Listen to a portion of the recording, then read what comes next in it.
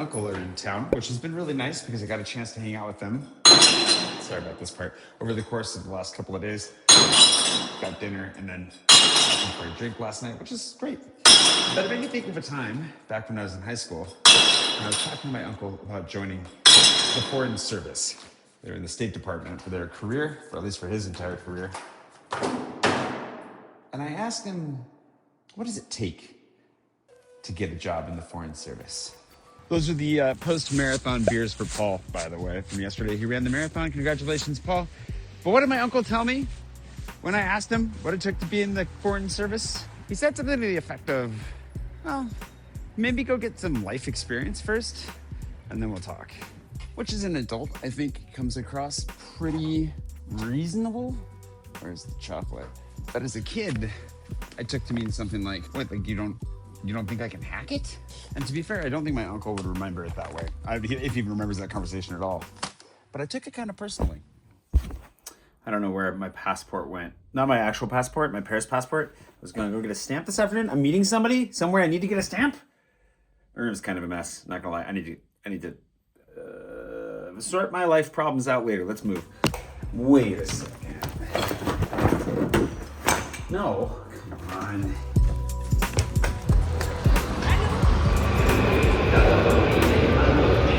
This is only really a problem because I'm meeting Tammer to give him a book and then getting coffee afterwards with a friend before helping him move into his office.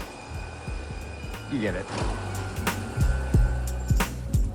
If you're just joining us, in order to promote my new book, we created a Paris passport, a passport to the city that has 5 of my favorite coffee shops and 5 of my favorite bars within it. And when you go, not only will they welcome you with a fancy discount, but they'll welcome you with a fancy stamp in the form of a sticker that goes into your passport in the form of a visa. How many times did I say form there? I'm trying to get all my stamp, sticker, passport, visas as I go. That's why it's a little bit befuddling, frustrating that I can't find mine today. But then another form of marketing for a book, this new book, is blurbing, which is when you ask somebody with some level of infamy to read your book, and if they enjoy it, they give you a little sentence that explains how and why they liked your book, hopefully in a catchy way that you can put on the cover of said book, which is why I'm meeting my buddy Tammer here for lunch now.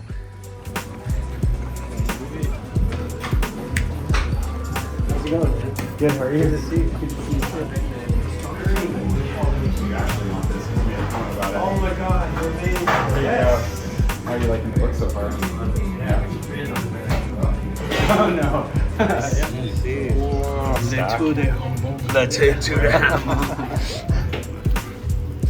How are you liking the book so far? I love it, Jay. Do you? It's a nice thing when a friend lets you read a book and I genuinely really That's like the pressure. Is I'm actually scared because not only are you a friend, but you're a writer. I am a writer. And I'm terrified. It's been brilliant, actually, because like the Paris that I'm experiencing now is the Paris that you're writing about. And I think we've got a lot of like similarities in family. And there's this saying I really like that doesn't always make sense to me, but it said that which is most personal is most universal. Yes. And so the vulnerability in the book and the things that sound like they're almost of a memoir are actually things that I found myself nodding my head going, oh my God, yeah. And I know that feeling. Yeah. And you've done it and you had these great metaphors, and I'm a huge fan of those. As an only child who had trouble expressing my feelings, I often leaned on metaphors to make people feel what I feel.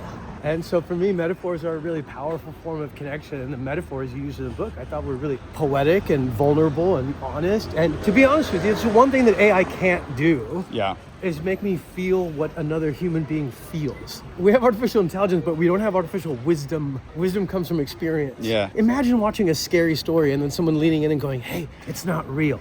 It changes the feeling. Yeah.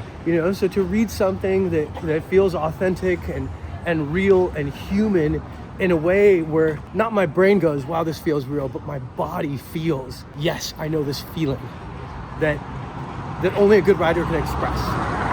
That's really kind. I am very picky about what I read and what I spend my time reading, and I think especially now in a time of AI, I'm really drawn towards things that make me feel. Yeah. So I'm proud of you, man. Dude, I think you. It's a fantastic book, and I'm so excited to read more. I appreciate it. And also we're roping him into a little bit of something with the launch party. So again, June 18th. I can't wait. Yeah. It's gonna be great. It's gonna be really good. What's that? What do you want? Filter. maybe. That was not the new book, by the way, that I gave Tammer. I gave him my first book because as he's been reading the second one, he was like, I really want to read your first one now. I was like, I feel like in exchange for all your help, I definitely owe you at least a book and lunch, if nothing else. But one of the themes that's come up, also don't walk away with a mug like I just did. This is actually probably not advisable. This did not happen. But the theme that came up with my uncle, not to pick on my uncle, Wayne, if you see this, I'm just spitballing here. One of the themes that came up through that, and we were talking about creative life, moving to a big city, the challenges in arriving in a new place, the disappointments of setting up a life in a new place, the disappointments that come with a career in a creative field. How I realized, I've known this for a while, but there's an undercurrent, a theme maybe even in these books and where I'm at in life right now, which is one of entitlement. And I've talked about entitlement before, but the sense that like the city owes me something just because I'm here, when I haven't even been here long enough to give it anything, or my writing career owes me something because I made a thing, I made a book, therefore I deserve readers, which is quite presumptuous actually, especially when it comes to books, because who reads books anymore? I hope you do. I hope you get a copy of my book, link below. plug. But this sense of being overlooked, this sense of being second best. And it kind of sparked this chain of memories when it was like being overlooked in sports, being overlooked in my church, being overlooked in my community and events, when it came to speaking, when it came to opportunities. And it was quite the narrative that was running in my head for a long time. And it's a narrative that I haven't thought about for a while because I don't believe in it anymore. And I guess I'm kind of asking myself today, what's changed? Also, very, very kind of Tammer to share such nice words about the book. It is nice that he's enjoying it. I'm really glad. Oh, sorry. But one more fun thing we got to do today is see this guy's new office.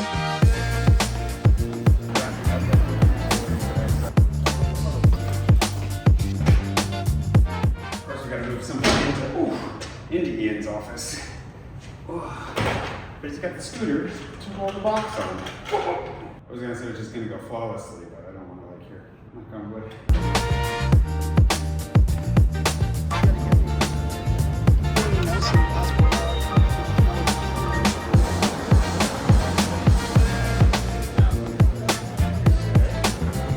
That's crazy. I totally see what you mean. Yeah. Don't block the door with my butt. This is a huge elevator.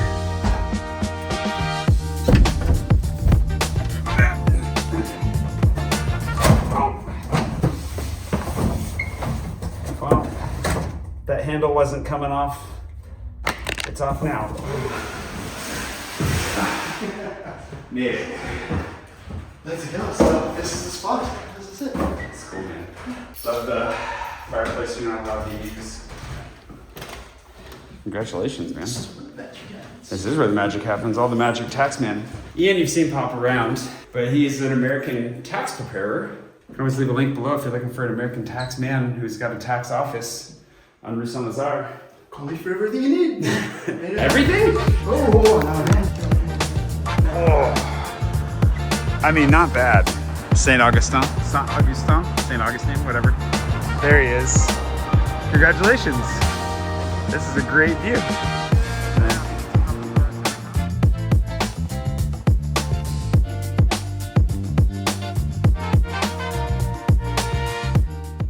Tammer, if you didn't know, is a comedian and a writer. And when we were talking about like cutting your teeth, whether it's in comedy, writing, whatever creative pursuit, it takes like a decade to break in. And as we're discussing, what came out of it was that 10 years, a lot of it's learning skills, a lot of it's honing those, but so much of it is getting out of your own way. It's so easy to be self-limiting and self-sabotage, especially when you're looking for validation, especially external validation. And maybe that decade is really invested most heavily in learning to validate yourself. The way that Tammer put it was that in comedy, so much of that decade is spent getting to a place where you just don't care anymore. And I realized that's actually at the core of where I'm at. That with my last book, I think I was pretty nervous to have anybody read it. And with all my books before that, I was definitely nervous to have anybody read it, especially other writers, because I was like, what if they hate it? What if they think it sucks? What if it does suck? And now, especially after the experience that I've had with this book in particular, getting to the end of it, and it being such a great gift to myself, I realize I don't really care. I've already gotten what I needed out of it. I hope you get something out of it too. And if you don't, that's okay, because I'm still proud of it. Anyway, thanks to Bradford Allen and all my patrons for making it possible to get out here and reflect on life with a friend. I hope you're coming to the party June 18th. I'll tell you where when we can go check it out together. And until then, see you tomorrow.